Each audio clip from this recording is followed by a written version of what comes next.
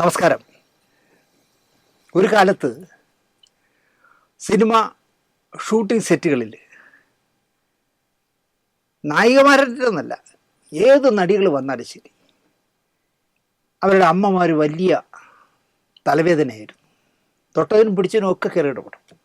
അയ്യോ, എൻ്റെ മോളെ അവിടെ പിടിക്കരുത്, ഇവിടെ പിടിക്കരുത്, അവിടെ തുടരരുത്, ഇങ്ങനെ നോക്കരുത് എന്നൊക്കെ പറഞ്ഞ് ആവശ്യമില്ലാതെ ഇഷ്യൂ ഉണ്ടാക്കുമായിരുന്നു.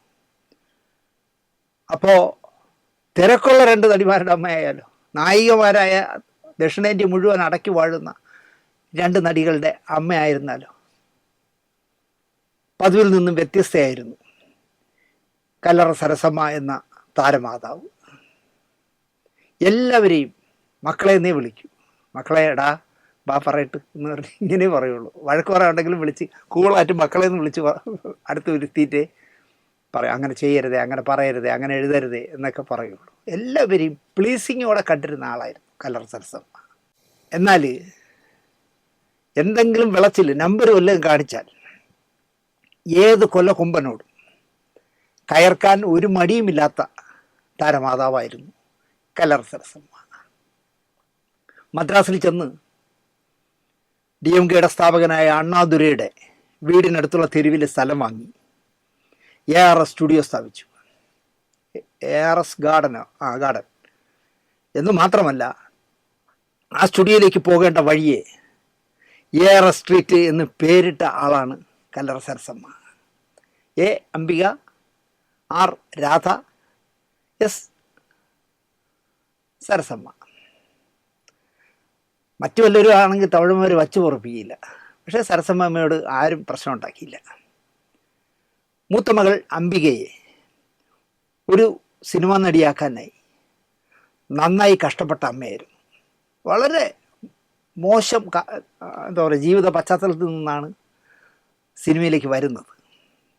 ബാലതാരമാക്കി, പിന്നെ നായികയാക്കി, ദക്ഷിണേന്ത്യയിൽ പ്രധാന നായകന്മാരോടൊക്കെ അഭിനയിക്കാൻ അംബികയെ പ്രാപ്തയാക്കിയ അമ്മയാണ് കല്ലറ സരസമ്മ.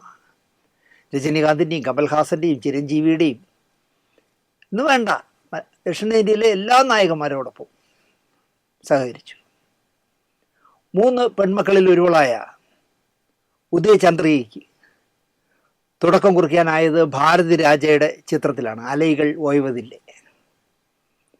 ഉദയചന്ദ്രികയെ ഭാരതി രാജ രാധ എന്ന് പേര് മാറ്റി. അദ്ദേഹത്തിൻ്റെ എല്ലാ നായികമാരെയും അദ്ദേഹം കണ്ടെത്തുന്ന നായികമാർക്ക് 6 തുടങ്ങണം. ആശാ കെള്ളുണ്ണിയെ രേവതിയാക്കിയതുപോലെ, അല്ലെങ്കിൽ എന്താ അൽഫോൺസ ആയിരുന്ന ആളിനെയാണല്ലോ രേഖയാക്കിയത്. ആട്ടോയിൽ അഭിനയിച്ച രേഖ. എല്ലാം 6 എന്ന് പറഞ്ഞ അക്ഷരത്തിൽ തുടങ്ങണം. രാധയും തെന്നിന്ത്യയിലെ വിജയമായി. ശിവാജി ഗണേശൻ്റെ ഒപ്പം മുതൽ മര്യാദയിൽ അഭിനയിച്ചതിന് നിസ്സാര വോട്ടിന് 1-2 പേരുടെ വോട്ടിൻ്റെ പ്രശ്നത്തിലാണ് അവർക്ക് നാഷണൽ അവാർഡ് നിരസിച്ചത്. ആ അവാർഡ് ജൂറിയിൽ നസീർ സാർ ഉണ്ടായിരുന്നു. നസീർ സാർ വിചാരിച്ചിട്ട് നടന്നില്ല. കാരണം ഭൂരിപക്ഷം പേര് ഇപ്പോൾ ബംഗാളികളോ ഹിന്ദിക്കാരാണ് ഭൂരിപക്ഷമെങ്കിൽ ഒരു നസീർ സാർ വിചാരിച്ചാൽ നടക്കില്ല. സ്ക്രീനിങ് എല്ലാം കഴിഞ്ഞിട്ട്, പ്രഖ്യാപനം കഴിഞ്ഞിട്ട് വന്നിട്ട് സരസമ്മയോട് നസീർ സാർ സോറി പറഞ്ഞു, എന്നെക്കൊണ്ട് കഴിഞ്ഞില്ല എന്ന്. പേരക്കുട്ടികൾ കാർത്തികയും തുളസിയും ക്യാമറയ്ക്ക് മുന്നിൽ നിൽക്കുന്നത് കല്ലറ സരസമ്മയ്ക്ക് ആ ഭാഗ്യം ഉണ്ടായി കാണാൻ. ACC ജോയിൻറ്റ് സെക്രട്ടറി വരെയായി രാഷ്ട്രീയത്തിൽ. Censor board member, KSFDC member, Mahila Congress ജില്ലാ പ്രസിഡന്റ് തുടങ്ങി കോൺഗ്രസിൻ്റെ നിരവധി വേദികളിൽ അവർ തിളങ്ങി. കരുണാകരൻ്റെ അടിയുറച്ച അനുയായിയായിരുന്നു. ഒപ്പം MGRൻ്റെയും NT രാമറാവുവിൻ്റെയും കരുണാനിധിയുടെയും GK മൂപ്പനാരുടെയും ഒക്കെ എന്താ പറയുക, അങ്ങനെയുള്ള പ്രബലന്മാരുമായിട്ട് നല്ല ബന്ധമുണ്ടാക്കിയ ആളായിരുന്നു കല്ലറ സരസമ്മ. 86 വയസ്സ് എന്ന് പറയുമ്പോൾ മോശമല്ല. കിടന്ന് കഷ്ടപ്പെടാതെ പോകാവുന്ന പ്രായമായി എന്ന് തന്നെ പറയാം. 86 ആകുമ്പോൾ മക്കളെല്ലാം നല്ല നിലയിലായി കണ്ട ശേഷമാണ്, അവരെല്ലാവരും 5 മക്കളും നല്ല നിലയിലായി എന്ന് കണ്ട ശേഷമാണ്. 3 പെണ്ണും 2 ആണുമാണ്.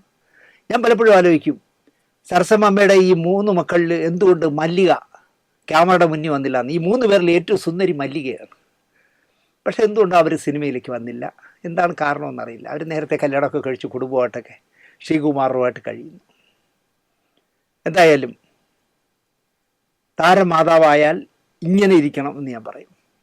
മക്കളെ നന്നായിട്ട് എന്താ പറയുക, സിനിമാ സെറ്റുകളിൽ കൊണ്ടുപോയി നല്ല അവസരങ്ങൾ വാങ്ങിച്ച് നല്ല പേരും പ്രശസ്തിയും കാശും ഒക്കെ സമ്പാദിക്കാനുള്ള വഴിയൊരുക്കി കൊടുത്ത അമ്മയായിരുന്നു. ഞാൻ നേരത്തെ പറഞ്ഞല്ലോ, എല്ലാവരെയും മക്കളെ എന്ന് വിളിക്കുന്ന സരസമ്മ. ആ വലിയ മഹതിയുടെ ആത്മാവിന് നിത്യശാന്തി നേരുന്നു. വീണ്ടും കാണുന്നവരേക്കും നന്ദി, നമസ്കാരം.